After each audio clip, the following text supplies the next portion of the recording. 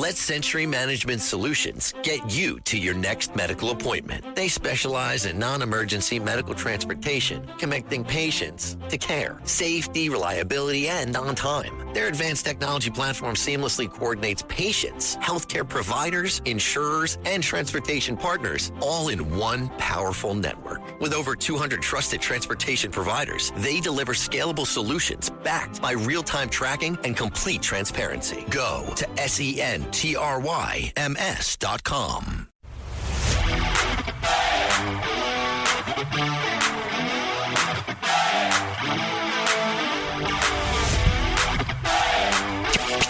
He's at war with woke. Joe Concha thinks liberals are a joke. Joe Concha. This is the Joe Concha Show, weekday edition, sponsored by the Tunnel to Towers Foundation. Here's Joe Concha. Yes. Happy Cinco de Mayo. Dun, dun, dun, dun, dun, dun, dun, dun. Hope you're enjoying tequila, Corona, maybe a mixture of both on a beautiful day we had today. 80 degrees, sunny. It felt like being back in Mexico. I went to Cancun on my spring break. That was fun. That's about as close as my Mexican experiences has been. That was more than 30 years ago. Anyway, the point is, the President of the United States, Donald John Trump, does have a Cinco de Mayo message. And Trump, again, not pulling any punches on this May 5th. Cut number 8, go. Hola, mi fellow Americanos. Es tu presidente favorito, your favorite president, and I just wanted to wish you a very happy Cinco de Porto. Feliz Cinco de Porto, the day we celebrate getting rid of the illegal alien, bad hombre animals who are hurting our country. They're hurting a lot of people in our country, and you look at the radical left Democrats, they want them to stay. They want to keep them. Like Hakeem Jeffries, we call him Peso Store Obama. He has a very small sombrero, tiny sombrero. I have the biggest and most beautiful sombrero in the history of the world. He has a very small sombrero, and he's very embarrassed by it. It's very small, that much I can tell you. You look at the border. We've sealed up the border. They say to me, Senor, the border is so tight, it's tighter than Chris Christie's lap band. You know, he had a lap band. Yeah. And he broke it. Nobody thought it was possible, but he had the lap band and he kept eating. And he snapped it. And he got very big. You look at him, he's a gas giant. We're looking at deploying Chris Christie into the Strait of Hormuz so he can gobble up all of the sea mines. They have the mines. He's going to gobble them up. We call him Snack Man. He's like Pac-Man, Waka Waka. He's going to gobble up all of the mines, you know, and fix the strait. Excellent. We're also looking at deporting a very horrible person by the name of Ilhan Omar. She married her brother, which is a raw deal for the brother. It's a horrible deal having to be married to such a terrible person. But we're looking at sending her back to Somalia, which is a dump of a country, Somalia. So I hope you have a very happy and healthy Cinco de Porto. Remember to thank ICE. Remember to thank your border protection, because without a secure border, we don't have a country. God bless you. Feliz Cinco de Porto. And thank you for your attention to this matter. Well, President Trump, not Cinco de Mayo, but Cinco de Porto. Interesting. Some choice words, obviously, there for former governor of New Jersey, Chris Christie, Ilhan Omar. Boy, that was outstanding, as usual. From Sean Farish, of course, I get texts. People are like, was that really the president? No, it's a guy named Sean Farish, who, Long Island, born and bred. Then he's the smart one. He moved out of here. Smart one of millions. And now lives in Nashville and just does the best Trump imitation out there. The imitation's great. The content, obviously, even better. It's funny because Trump did mention, or Sean Farish as Trump did mention, ICE. And Trump seriously considering now changing ICE's acronym, so to speak. So instead of Immigrations and Customs Enforcement, he is going to make it National Immigration Customs Enforcement, which would turn ICE into NICE. I mean, if that isn't the ultimate troll, where then you're going to have people like Tim Walz and Zohran Mamdani, all these Democrats, having to call them NICE instead of ICE. I just think that would be the best comedy like ever. And why not? It's accurate. It's National Immigration Customs Enforcement. So it's nice, and nice will be coming to a city near you, hopefully, if they're not there already. Speaking of Zohran Mamdani, Ken Griffin, I swear, talk about the stupidest, unforced error of the Mamdani era, and there have been many.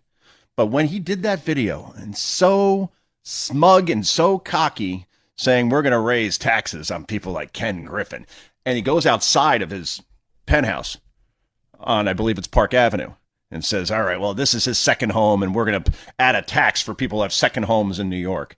Zohran didn't think this one through, or again, he's never held a real job, so maybe he's just not very smart. But Ken Griffin and the Citadel, he's a CEO of the Citadel, are or were entertaining opening up a $6 billion business in New York City, hundreds of excellent paying jobs, just like Amazon wanted to do a couple of years ago before AOC chased him away. And now Ken Griffin, he's been hinting at this, but this sounds pretty disturbing if you are somebody who is pro-New York, pro-business, and wanted to see all those jobs created here and all that tax revenue that it also would have created for Zohran Mamdani's utopia. Well, here is Ken Griffin at a conference just today saying that, well, you know what? Given the choice between New York and Miami, maybe I'll just open up this $6 billion business in the home of the Dolphins. This is cut number 16. Go. But what is no longer a point of discussion is that Miami is now, when we moved from Chicago, there was a debate between New York and Miami. It's unquestionably true that we made the right choice. I'll leave it at that. It's unquestionably true that we made the right choice. And now what the mayor of New York has made clear to my partners, and principally my New York partners, is that we need to double down on our bet in Miami, because we want to be in a state that embraces business, that embraces education, that embraces personal freedom and liberty, and that embraces people having an opportunity to live the American dream. And embraces no state income tax. That also helps as well. But yeah, the Citadel was moved out of Chicago because of high crime and because they also were getting taxed out of the wazoo. That's the case in Illinois. It's the case in California. It's the case in New York. That's why they are losing populations to the point where they're going to lose congressional seats. They're going to lose electoral votes in the 2032 election because those populations are voting with their feet and moving to places like Miami, Florida, Nashville, Tennessee, Austin, Texas, and we could go down the line as far as those red states, and just the environment for businesses is infinitely better. So why wouldn't you move there?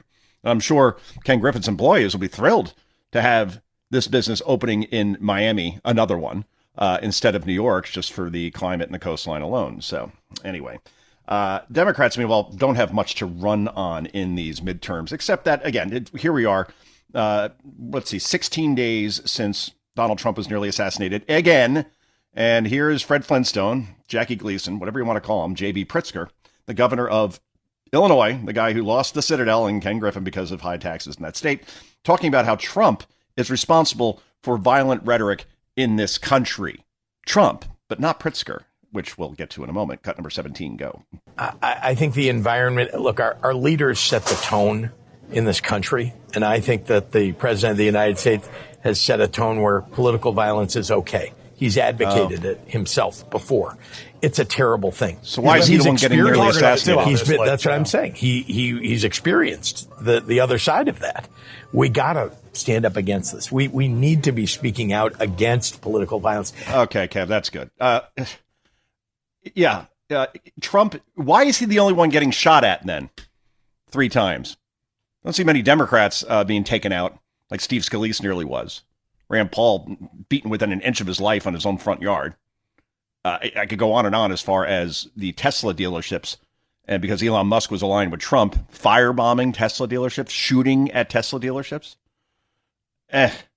So for Pritzker to sit there and say, it's Trump, he's responsible for his own assassination attempts, really is something. Let's go to a flashback here, by the way, because Pritzker is saying that, oh, yeah, Trump is the one promoting political violence and reckless rhetoric. Well, Pritzker needs to look in a mirror, and a wide one for that matter. This is Flashback Fred, cut number 12. Go.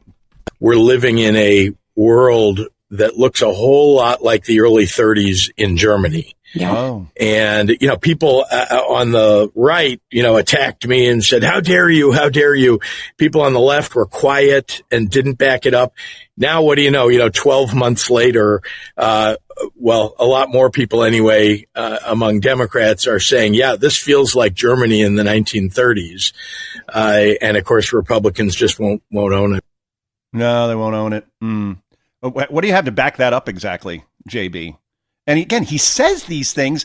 This was after Trump was nearly assassinated twice, and now a third time, and he's doubling, tripling down on being, hey, more and more people are talking this way now. I must have been right. These, I swear. And again, let's play this clip, shall we? Because if I got to hear that, only political violent rhetoric is coming from the right when it's almost entirely coming from the left. Here is James Carville, which somebody better do a wellness check on this guy. He used to make some common sense.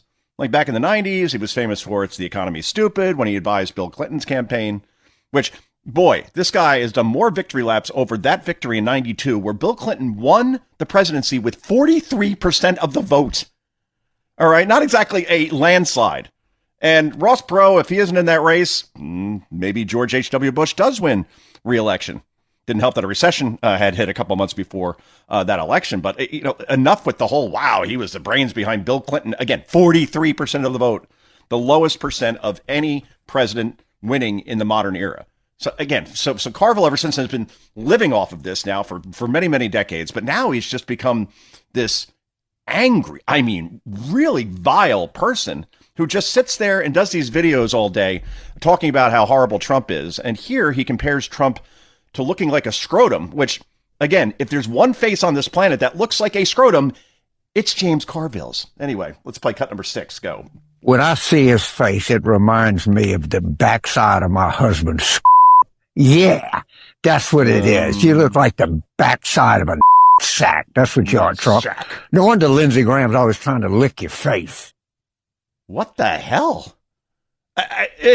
This is the problem, right? You have all these podcasts where there are no guardrails whatsoever. So James Carville could go on there and compare Trump to looking like the back of a nutsack, and then says that Lindsey Graham is licking the. I don't even want to begin to go down this road. So not only just some pretty vile rhetoric from Carville, who says that he doesn't want Trump to die, he'd rather see him suffer before dying. I guess said that a couple of weeks ago. Now he's going down this road, and I guess a homophobic one as well. But he's a Democrat, so he could get away with it, I suppose. Meanwhile, a guy named Justin Pearson, and he's running for Congress in Tennessee. Here he is. He gets hits for the cycle here. Let's put it this way, by putting 4 words together to describe Donald Trump. And this again is all that Democrats have to run on at this point. Cut number 5, go. Exactly. Donald Trump is a white supremacist domestic terrorist who is seeking to destroy our democracy by any means necessary, including by usurping democracy itself and the voices of the people. And Governor Bill Lee, Cameron Sexton, and Lieutenant Governor McNally have all decided to join him in this effort to destroy our democracy, to take away our voice, and to attack black people and black representation. And that's wrong. White supremacist domestic terrorist. Yep. That's 4 words that I don't think people have put together with Trump at this point, when they've called him every name in the book. So I guess they have to combine now a bunch of things. And again, this whole Trump is attacking democracy. At last check, it wasn't the Republican Party who installed a presidential candidate 107 days before an election, was it? Without earning 1 vote from the public. That wasn't exactly feeling like democracy at that point. They shivved Joe Biden, pushed him to the side because he had that bad debate. And again, no input from the voters, just like Hillary Clinton was basically installed as a Democratic nominee in 2016. The DNC made sure that happened.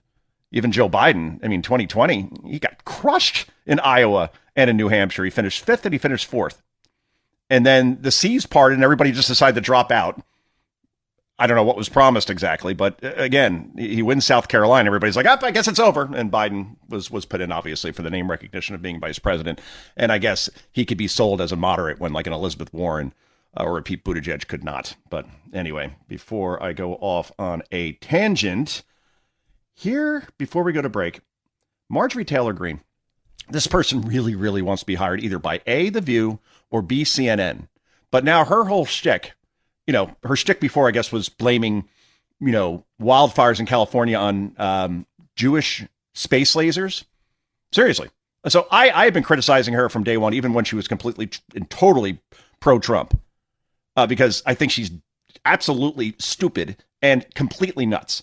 So now, like, her whole thing is, okay, she resigned from Congress, and then she goes to these conferences or does these interviews where she makes up stuff about Trump because she never can back it up with any evidence. This is cut number 9, and this is what I'm talking about. Cut 9, go. I sent them to all these people. I got no response from Susie Wiles. None. And she's a mother and a grandmother and a woman. I got no response from James Blair because he only cares about making money on campaigns. I did hear from Kash Patel. He said on it, but I haven't heard from him since. I don't know what he's on.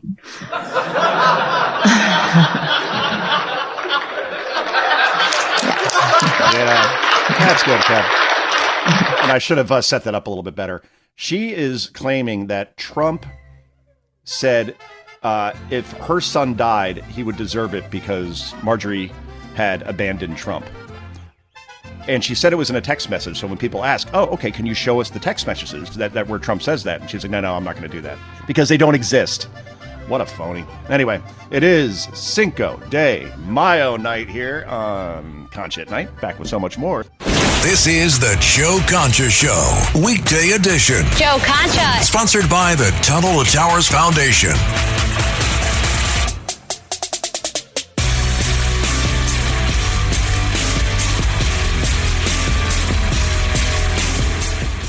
Amazon presents Jeff versus Taco Truck Salsa.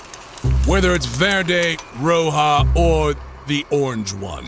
For Jeff, trying any salsa is like playing Russian roulette with a flamethrower. Luckily, Jeff saved with Amazon and stocked up on antacids, ginger tea, and milk. Habanero? More like habanero, yes. Save the everyday with Amazon. Halliday presents, in the red corner, the undisputed, undefeated Weed Whacker Guy. Champion of hurling grass and pollen everywhere. And in the blue corner, the challenger, extra strength Halliday. Eye drops that work all day to prevent the release of histamines that cause itchy allergy eyes. And the winner by knockout is Halliday. Halliday, bring it on. Ryan Reynolds here from Mint Mobile. I don't know if you knew this, but anyone can get the same premium wireless for $15 a month plan that I've been enjoying. It's not just for celebrities. So do like I did and have one of your assistant's assistants switch you to Mint Mobile today. I'm told it's super easy to do at mintmobile.com/switch. Upfront payment of $45 for 3-month plan, equivalent to $15 per month required. Intro rate first 3 months only, then full price plan options available. Taxes and fees extra. See full terms at mintmobile.com.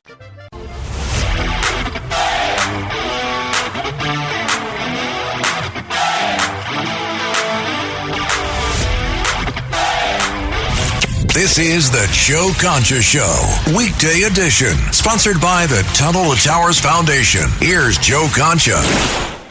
All right. Well, I love Gary Cohen. I think he is the best announcer in New York as far as baseball is concerned. When your competition's Michael Kay, well, that's not really all that difficult to get over that particular bar. However, Gary used a term during a call from the Mets last night, and a word I swear on my kids I have never heard before in my life. Let's just play the clip, and you tell me if you've ever heard this word or can remotely even come close to spelling it. Cut number 13, go.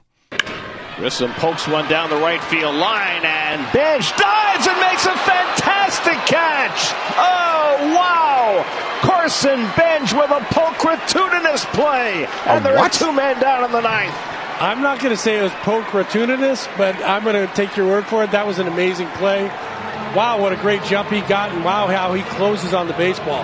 That ball looked for certain as though it was going to land for an extra base hit, and Bench just came flying across the outfield. That's Todd Zeal doing the color commentary. Let's see if we could spell this. Pulchritudinous.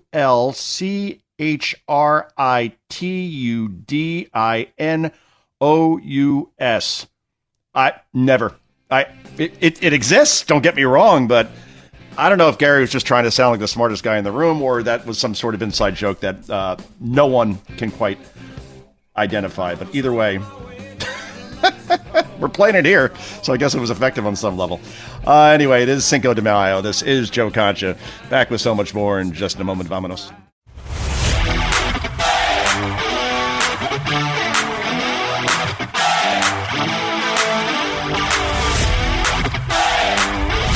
This is the Joe Concha Show, weekday edition, sponsored by the Tunnel to Towers Foundation. Here's Joe Concha. James Taylor, Kev? It sounds very James Taylor. I could be wrong. Kevin must have slipped and gone out to the bathroom for a moment, but James Taylor, Mexico. James Taylor's okay, very good. Very proud of myself on that one. Anyway, happy Cinco de Mayo. Somebody's not having a very happy, I don't know, month, year, we could call it, is Tucker Carlson. And I get the question more when I'm on the road doing speeches. And basically it's 5 words. What happened to Tucker Carlson? Like, when did he go to this fringe, weird place where he says some profoundly crazy things? It's no other way to put it.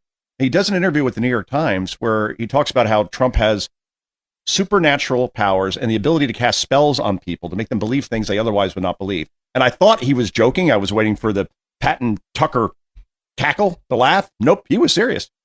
And when he also said that Trump, on one hand, can cast spells and make people believe things that they otherwise don't believe. And then on the other hand, says that he is a hostage to Bibi Netanyahu, who forced him to go to war with Israel.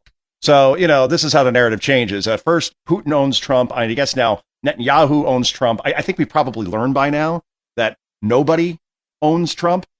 But, obviously the worst part was when Tucker, on his show a couple weeks ago, asked if Trump was the Antichrist. And during this interview with the New York Times, he was read back the exact quote and said, "Do you believe that Trump is the Antichrist?" And he said, "Those words never left my lips. I never said that." And he's presented with evidence, and then afterwards says, "Well, no, I really don't know what an Antichrist is, so I wouldn't have used it." But again, even when you play back the clip to him, he still denies saying it. And at this point, you're like, okay, I give up. You really got to give up. It's insane. And, the fact that he's also in this Candace Owens world of he's blamed Israel and the Jews for having Charlie Kirk killed because Charlie was telling the truth or something. Not, Tyler Robinson, the guy where there's overwhelming evidence that he did it and he confessed to it. No. He's out there saying the same things that Candace Owens is, which basically that there's some sort of conspiracy here that no one's talking about, and the FBI is making sure that no one investigate who the real murderer of Charlie Kirk is. This is like OJ looking for the real killers. It's a joke. So I've enough of this already. And I think I saw an excellent analogy here because Tucker is getting killed online right now. Even from people that used to be big fans of his. But this is a guy named Aaron Mackovitz. Now, I haven't heard of him before, but I watched this and I listened to his whole podcast, and I thought it was quite good. But here he is with the perfect analogy for this train wreck of an interview that Tucker did with the New York Times. This is cut number 1. Go. What I think of Tucker Carlson. I had a roommate back in the day. I owned a condo and I had a roommate. So in this condo, we had 2 bathrooms, right? One in my room and one bathroom that he used, right? We each used our own separate bathroom. And I come home one day, and he's not home yet or whatever. And I look at his bathroom because I had some guests coming over or whatever the case may be. It's just making sure it's clean or tidy or whatever, because that was like the public bathroom. Right. And there's just like everywhere.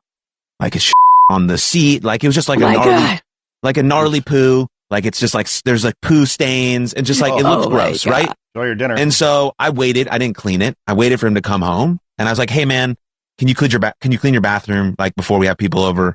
And he was like, "Oh, that wasn't me." Oh, no, well, that wasn't me. I was like, "Who the dude?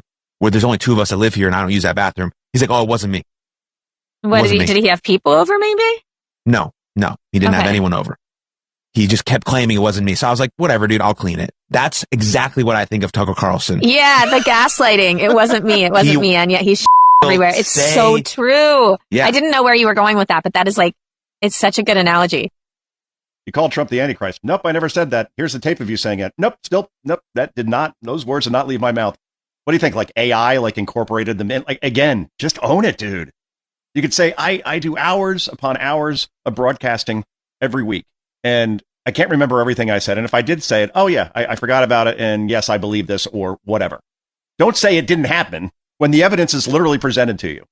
I think that's why he's getting so killed for this. Ben Shapiro has had quite the breakup with Tucker Carlson for this feels like it's been going on for years, quite frankly. But Shapiro is relishing this moment right now, and this is cut number 2, and you can just hear it in his voice that he really, really is enjoying this. Cut 2, go. Yeah, Tucker's such a liar. In the end, he's just a liar. He's a liar, but because here's the thing: you have to believe in a gigantic lie about the United States in order to propagate this crap. You have to. And when I say he's a liar, I mean that in the purest possible sense. Here was Tucker Carlson literally denying he said a thing that he is on tape saying. So he was asked by this New York Times reporter about that time he suggested that the president was the Antichrist. And he says, I never said that. And she plays him the tape. And then he continues to pretend he never said it. It's unbelievable. But I ask because, you've been talking on your show about whether Trump is the Antichrist. I have not said that. On your show, the day after Easter, you noted he did not put his hand on the Bible during his swearing-in ceremony as president. You said, and I'm quoting, maybe he didn't put his hand on the Bible because he affirmatively rejects what's inside that book. And then on a recent show, you went further saying, here's a leader who's mocking the gods of his ancestors, mocking the God of gods and exalting himself above them. Could this be the Antichrist? I actually did not say, could this be the Antichrist? Here's a leader who's mocking the gods of his ancestors, mocking the God of gods, and exalting himself above them. Could this be the Antichrist? Sounds like Tucker. Who knows? I don't know where that comes from, but I know that those words never left my lips because I'm not sure I fully understand what the Antichrist is. If there's just one, I actually tried to understand it. Another thing he doesn't understand. And then he hides behind ignorance, but a thing he literally said. And that's just one lie. But the bigger lie is the lie that he is propagating. It's a lie that the left is also propagating. It is a lie that America is a terrible place that is filled with nefarious forces beyond your control that are actually in control of your life and wrecking America. And if that view of America prevails, then we are in serious, serious, serious trouble. It is amazing. I mean, I would not have in my bingo card even a year ago that Tucker would be more aligned with the left in this country than the right. But here we are. Speaking of the left. So The View, again, falls under the ABC News umbrella, which is utterly remarkable to me. And here we have Joy Behar going off on Jeff Bezos, because Jeff Bezos apparently was on this Met Gala committee, and a lot of people didn't like that because he's a billionaire. And, again, the Met Gala is obnoxiously expensive. Who was it? Alexandria Ocasio-Cortez went with that tax the rich dress a couple of years ago. And then you learn that the tickets are like $35,000 a pop. And she's hanging out with a bunch of rich people and, talking about climate change, where she's taking this gas guzzling SUV back and forth from the Bronx to there. Again, it's one big tax shelter. That's what the Met Gala is at this point. But Behar had a big problem with Bezos being there. And then she and then Whoopi go off on these crazy allegations that Bezos, A, doesn't pay taxes, and B, doesn't treat his employees well in terms of paying them a good salary, which I'll be happy to tackle this on the other side of cut number 4. Go. Fine. I love Amazon. Pay your taxes, Bezos. Pay your taxes and pay your employees. And then I'd be happy to do Amazon because it happens to be a very good model for a company. Right. But man, it's depressing to think of what goes on in this country. And it costs $100,000 to get into that Met Gala. Yeah, 100,000. Yeah. And there are people who can't afford gas, they can't afford food, they can't afford bread. It's like we're living in some kind of Louis XV period in history. Jeff Bezos, pay your taxes. Let's see. Jeff Bezos between 2014 and 2018 alone paid nearly $1 billion in taxes. That's remarkable.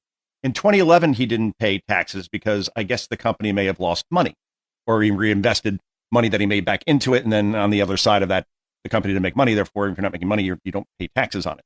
But it's just really remarkable that you see that every year he's paying more and more in taxes. And people keep saying that he's not paying taxes, but for 1 year that he didn't pay taxes because he lost money. But think of all the jobs that he has created.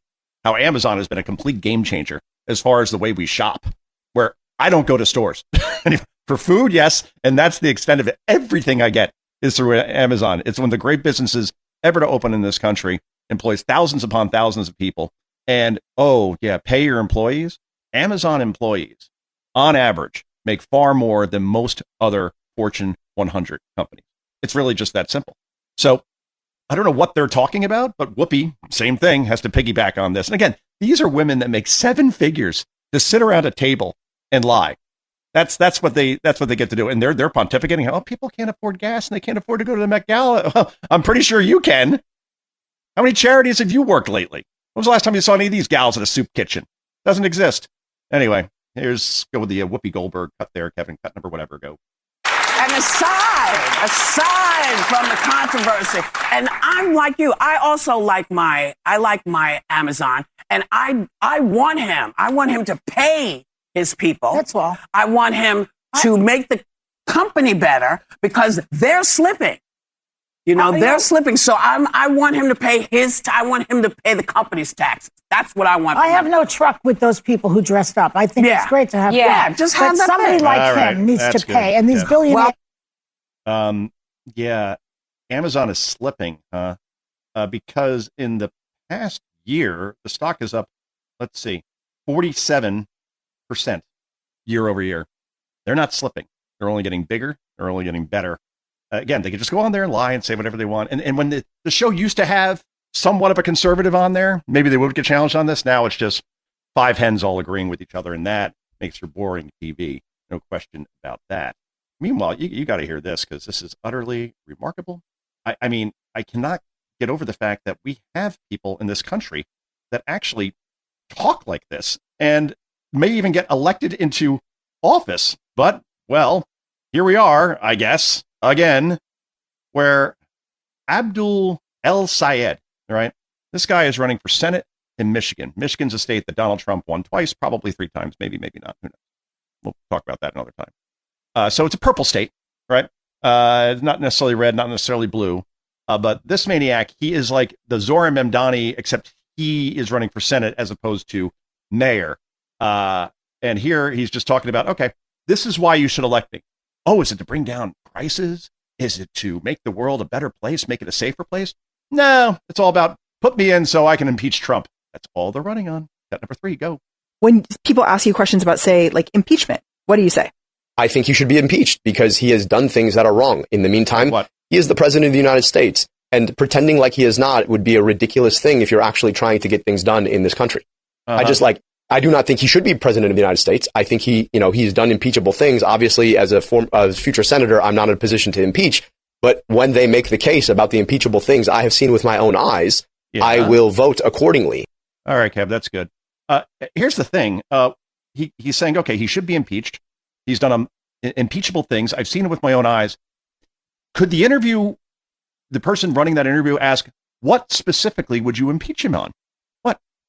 What's the impeachable offense?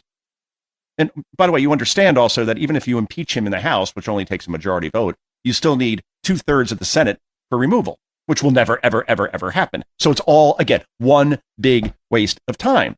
So this guy's talking about, elect me to the Senate so we can make the world a better place. And you do that by impeaching Trump, which does nothing, except probably help his poll numbers. Because again, that Ukraine impeachment was utterly ridiculous. That call with Zelensky, think about that in retrospect. He said that Vladimir, as in Zelensky, president over there, the Bidens have been doing some pretty nefarious things in your country, probably illegal, and you probably should look into that. And he got impeached over that. And then you look back on it, and everything revealed about Hunter Biden after that impeachment, Trump was right. They absolutely should have investigated that. And how did the big guy get his 10%? And all those shady deals that went on, not just in Ukraine, but China, Russia, a bunch of other countries that I could barely spell, let alone pronounce. But yeah, that was a ridiculous impeachment. And then Trump got impeached after he left office, which I didn't even know you can do. But yeah. So they'll go down this road again. But Democrats have some problems. They really, really do. This will not be a slam dunk in terms of them winning back the House because of these new redistricting measures that we're seeing in places like Florida. And you're going to see it in Louisiana as well, probably Indiana. You're looking at Republicans getting like a net gain of 9 seats. Now that if Democrats have an off night, and they underperform, and there's no reason to think that they're going to blue wave their way through here, considering how unpopular the party is, maybe they do hold on to the House. Republicans do. And if they don't, well, then Trump is neutered for the final 2 years, and that's when the presidential campaigns begin anyway. But nevertheless, it's all insane. But what else is new? Meanwhile, Bill O'Reilly with some really good advice for anybody who thinks of running away from Trump going into these midterms. And we're going to play that for you when we come back from break in just a moment. Americana got the sleepy eye, but his body's still shaking like a live wire.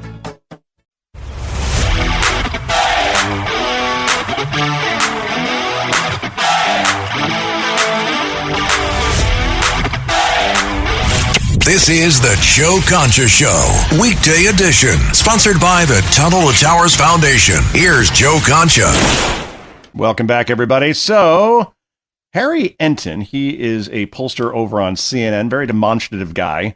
I usually have some pretty profound criticism for many of the so-called talent on CNN, but Enton is a guy that I like, actually, and he will report on things, polls, that other pollsters just aren't asking about or conducting surveys on. Well, here's one CNN poll, and it's actually not a poll so much, but an analysis in terms of why gas prices are so high in California. And, you know, you see all these maniacs running for the governor's office there on the Democrat side, whether it be Katie Porter, whether it be Tom Steyer or Javier Becerra.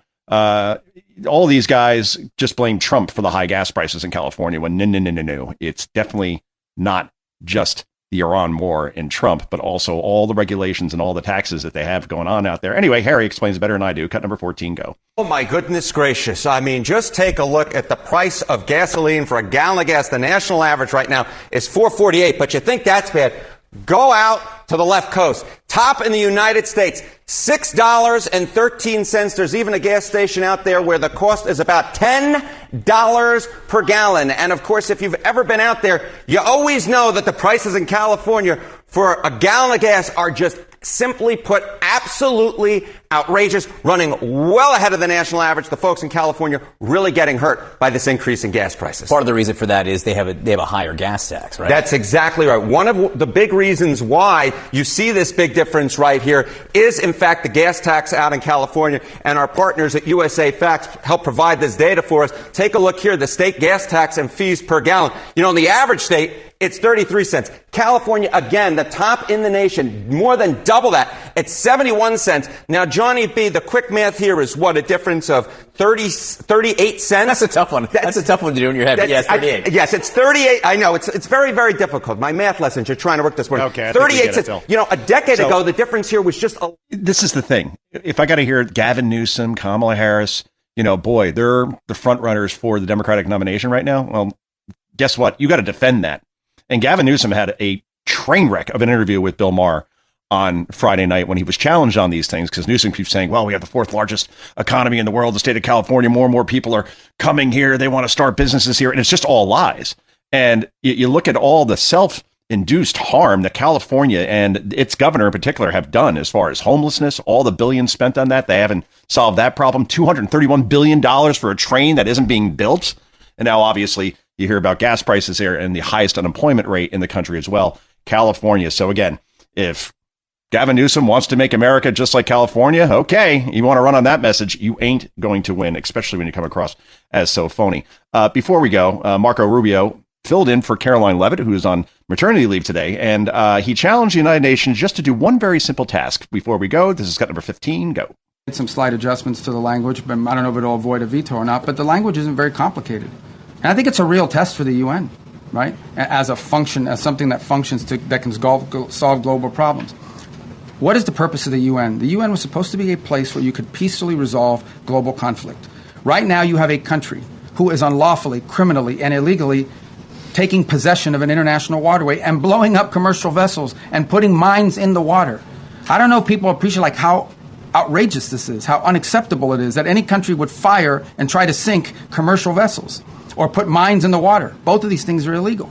And so we're going to take it to the UN, and we're going to give it another chance to be a forum in which we're not even asking people like commit troops to the region and help blow up the Iranian boats. All we're asking them to do is to condemn it, to call on Iran to stop blowing ships, to remove these mines, and to allow humanitarian relief to come through, because there's humanitarian aid that's trapped. That's it. This is a very modest request. And if you're telling me... Exactly. And unfortunately, we got to go. But Rubio was up there for nearly an hour taking questions. And boy, this guy was in command.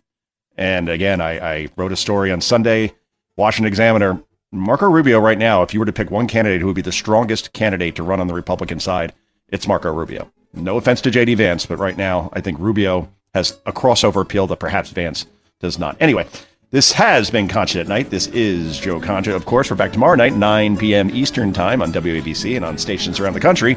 Until then, I got two words for you. Adios, adios.